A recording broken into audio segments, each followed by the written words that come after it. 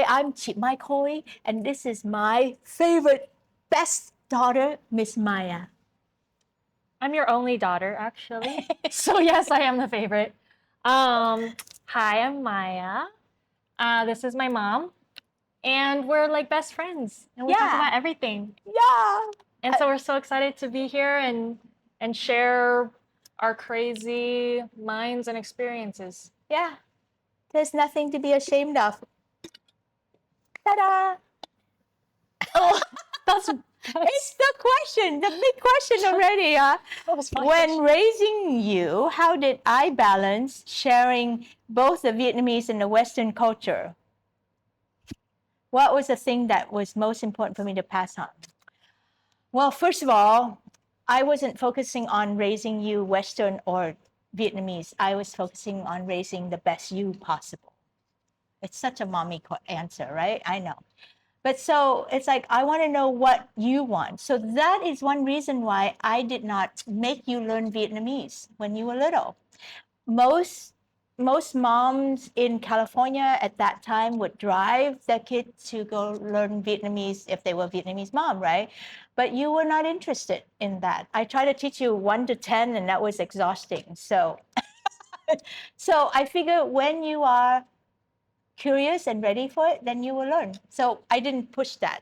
However, I did make sure that you have a good connection, a good relationship with your grandparents and your uncle, because that's your Vietnamese roots and your Vietnamese family. So I went out of my way to make sure that happened. I didn't work that hard on your dad's side, though. I was a little biased. Okay. Yeah, and I taught you to use chopsticks, and I brought you to Vietnam when you were 5. So I exposed you in a way that is fun and entertaining for you rather than forcing you to learn the culture. Because I could have made you Well, learn, you know, piano lesson, all the things that Vietnamese people make their kids do.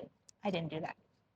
well, but if you just speak to me as a baby, like a tiny baby, Are and you just blaming me for not teaching you yes. Vietnamese? Okay, I'll take the blame.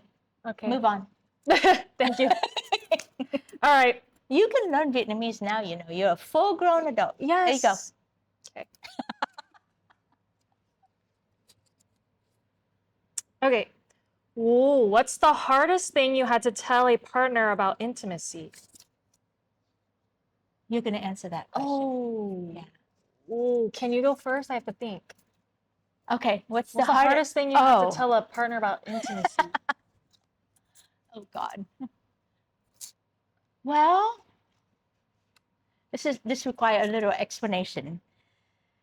When I met my second partner, I, at that time, realized that I am a polyamorous person. I can love, and I do better when I'm allowed to love more than one person.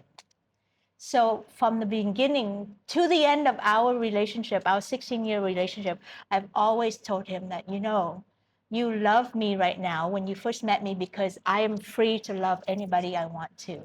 So I'm joyous, I'm just full of life. And if I have to only love one person and be with that person monogamously, my spirit will die. That was hard. And every year I have to keep telling him that. I gave him 10 good years of just him, just monogamy with him. But I've always had to tell him that I am built to love more than one person. So I need that. And then at the end, when I really need to have it, then he walked. That's That okay. was hard. Yeah. That was a constant, like, every couple years, that topic came back up and it was really hard for you. Yeah. Yeah, I remember that. It's hard to be true to yourself.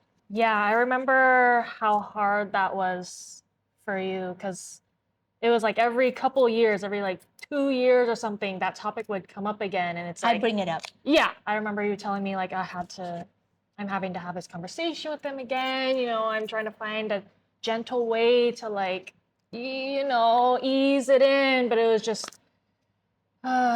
just never, how many times you tried it, it never was. That's another topic, right? But it never got easier at all. Yeah. It never ended the way that we all wanted it to. Yeah. So. Thank you for noticing and remembering that. Yeah. Well, My answer to that question is actually really similar. Oh. Yeah. Oh. Well, because with my first boyfriend, which was amazing, Yeah. I really, really loved him and he loved me. And I don't know, we took such good care of each other, but we were together for like 3 years and I kind of started to fall into the same thing where I was like 20, 21. I was so young and I was like, well, I don't want to be with the same person forever, but he's such a great person. And I just felt so conflicted and I felt so bad for wanting more, for wanting to explore. But I knew that I couldn't just be with him forever. So what I ended up having to tell him is like, if we're meant to be, then maybe we'll come back to each other again later, but I need to have my independence. And it sounds so selfish, like to other people. It's like, oh, you just want to, like, since I'm young, like, I just want to go sleep around or like, oh, whatever. But I was like, well, would you rather me be with you forever and then never know anything about life, resent you for that and then wanting to explore later on after we've settled down and had all this commitment to each other? So that was really hard. Yeah, I remember that too. I was so amazed at your level of maturity and bravery of knowing that you had a really nice, great guy who loved you and was your protector. You're good at picking men, by the way. This one is really good too. Anyway, I'm so good. Yeah, but and for you to negotiate your freedom like that was so impressive. Yeah. Here's to your freedom. Did I pick again? Yeah, we're both answering this, whatever. What was it like for you when you started exploring adult things? Oh, this is my question to you. Okay, go. What was it like for you when I started exploring adult things like dating and sex? Oh, you couldn't wait for that part, huh? No. Is it okay if I talk a little bit about the first time you had sex? Yeah. Oh, well, I was super impressed with how she did it. I was like shocked like this. She told me, she said, Mama, I just want you to know that I had sex for the first time. And I was driving and I'm like, oh, really? How nice. How did you do it? And she told me, you told me that you arranged it. You talked to him and you made arrangement and you negotiated. You told him what you wanted to experience and you wanted to experience the first time with him. And he was going to teach you. It was not a relationship. It was not love. It was not all that muddy stuff. But just, it was like, you thought he was the safest and best person to teach you to have sex for the first time. I was blown away. I was like, wow, I couldn't have taught you better than that. Yeah, well, because he was a little bit older. I could just tell he was experienced. Right. We had known each other long enough. For like more than 5 years. I'd always had a crush on him. So I was like, yes. And he'd always cared for her and just kind of like being big brother to you for a while. But I know there was attraction as you grew up and into your teenager woman self kind of thing, So I just thought that was so brave, so smart, so responsible, and so conscious, It's like, that's what I wanted for you.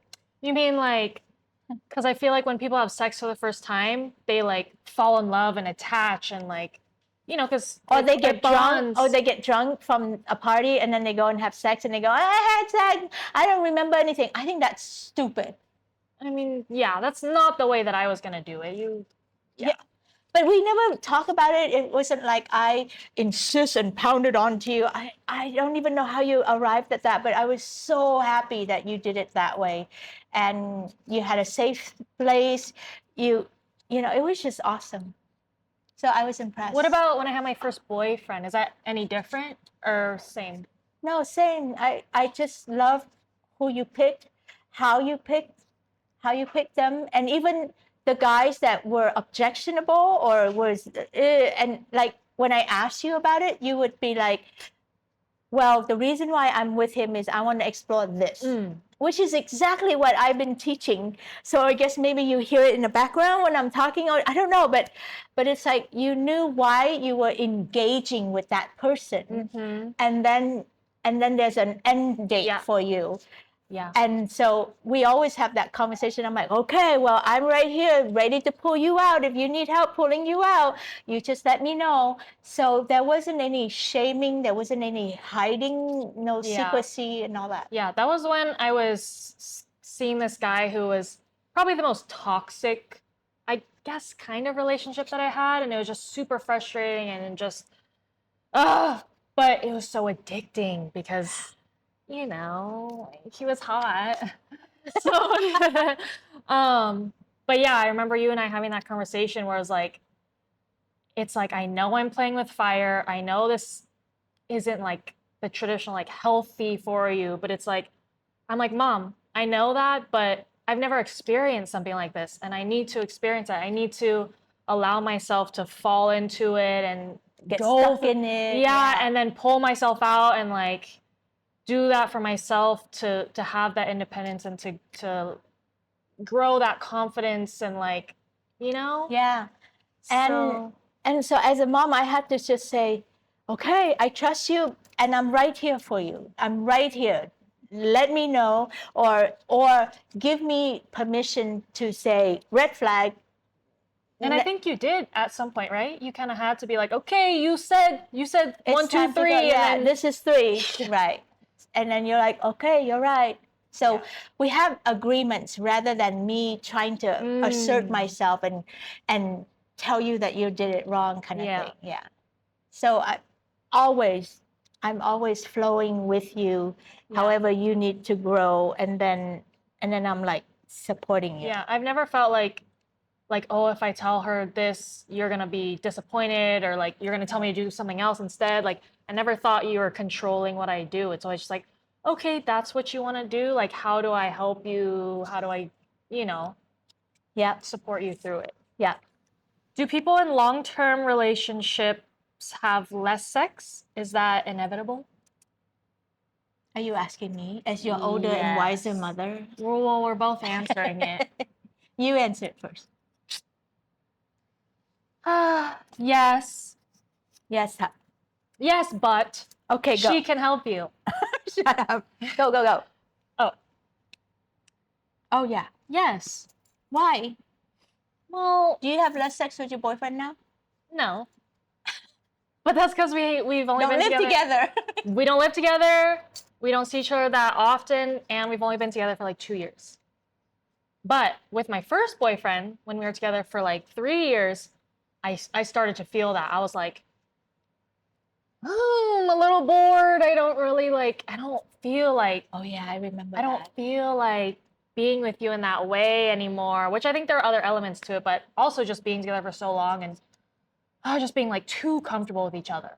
You can't get too comfortable or like too intimate, like we would like poop and shower at the same time. And that just killed the romance. Like you don't want to sleep with each other after that.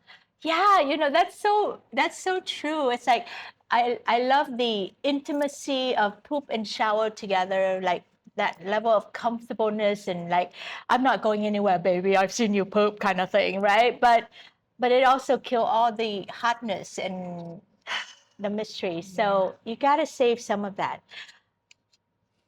I totally agree that you should have separate houses or separate bedrooms. Rooms. Yeah. And time away from each other. Like you go play with your boys and I go play with my girls, so that you can keep something fresh and something anew. I always say like, you want to miss your partner. Like you need to actively do things so that you miss your partner. So have, like you said, different friends, like keep your lives separate. Keep your friends separate, keep your lives separate so that you can do your own thing. And then you can come home and actually have something to talk about. It's not like you lived everything together and then you're like, so what's new with you? And then you're like, well, we pooped together, so nothing. Okay, what's your most awkward intimate moment?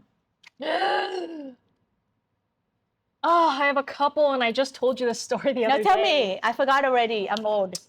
Well, what made it awkward? Okay, I have a couple. Okay. So I was in high school, so I was Oh. still learning how to do things. Like I hadn't really kissed a lot of people before, but I figured out really fast what a bad kisser was. Wow. So this guy, I was just seeing him for the first couple times, and we went on a double date with my friend and her boyfriend. And I was the one driving, he was sitting in the passenger seat, and then the couple was in the back, right? So we drove, we finished the date, everything went well. I went to drop him off, and we say bye, and he leaves.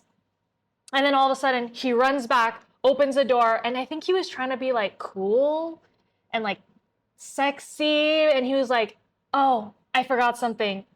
Lunges over to my side and just like just like licks my whole area. And I just sit there and I go and then I don't even know what I said. He goes, "Okay, bye," and then leaves, and I'm like, okay. And then I think what was embarrassing was that my friend and her boyfriend like witnessed the whole thing, and just after we just had to sit there for like a minute in silence, and I just had that face the whole time. I was just like, oh my God, I think I'm gonna drive us off a cliff now. Like that was disgusting. It was embarrassing, and they're like, "Are you okay?" yeah, oh, so bad. That's so funny because I actually have something similar. Really? Yeah. Bad kissers. Yeah, bad kisser. We have to teach men how to kiss.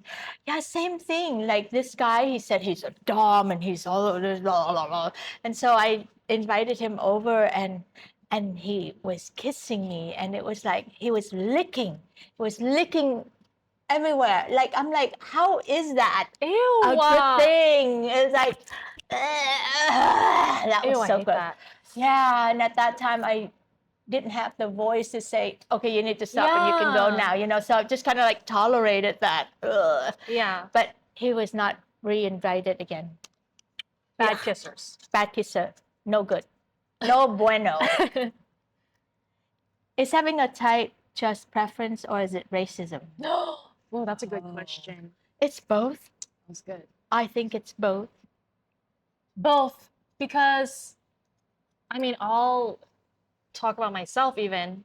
I definitely have some racism when I'm picking.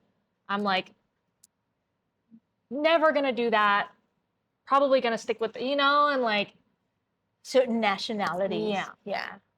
And so I'll admit, it probably is racist, because if I never experience it, or if I never learn about the, that's racist, because it's kind of ignorant. Because like, you just made up a decision. Yeah. But there's also certain race, there's a some lot of truth, I feel like. Yeah, about that. So that's also survival skill.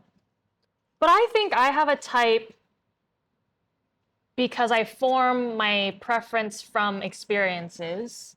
So, like, I like brown men. I like Hispanic men. I like Islander men. And that's because most of the people who I've been with, that's who they are. So, Yeah. yeah. And I remember when I was dating and at my height of dating and needing and wanting a partner, I always picked a white man. I always was attracted to white men, especially American white men. There was just something that I needed to work through, and I felt safest when I'm partnered with a white man. But now I've changed. I have had 2 white men, and I've learned a lot from that. And now I actually am not attracted to white men anymore. Me either. Reverse discrimination. No, I've experienced it. Well, it wasn't bad when I experienced it, but they're just boring. There's no culture. There's nothing to learn from them. Wow. Sorry. I don't have that opinion, but my tastes have changed, and well, also partly too because as you get older, your vagina shrink, and I don't like big dick anymore, so I like Asian men. There you go. No, There's different reasons. But I'm discovering that there are so much more depth, a different level of depth in Asian men that Yeah. I've never met before. So I find that interesting. So Yeah. anyway, that's where it's at. Okay. Oh, this is good. Okay. Is it okay to use sex toys alone if you're already in a relationship? I think everything should be okay. I think sex toys were meant for you being alone.